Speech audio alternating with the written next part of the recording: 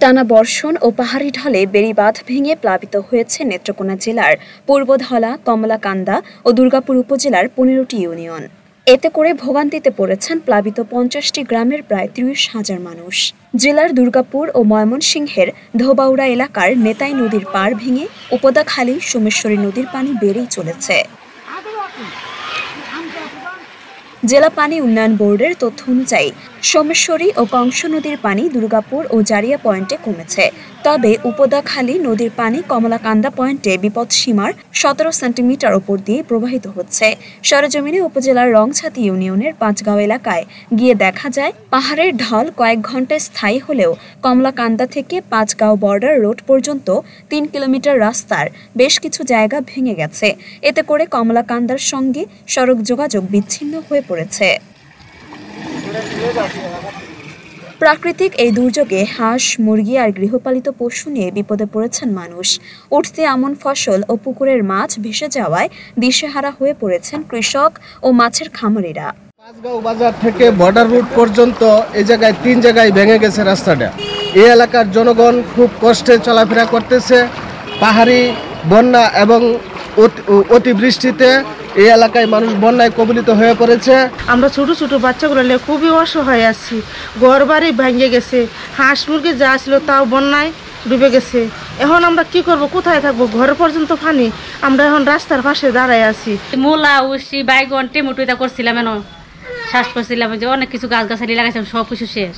হাঁস মুরগা মুরগি এটা সব বাইসে গেছে গা, চাল ডাল সব ভিজে গেছে, বাসায় লয়ে গেছে গা। এই বৃষ্টিতে আমাদের এলাকার অনেক বড় ধরনের ক্ষয়ক্ষতি হচ্ছে। ফিশারির টাকা অঙ্ক হিসাব করতে গেলে প্রায় ৬০-৭০ লক্ষ টাকার মাছ চলে গেছে।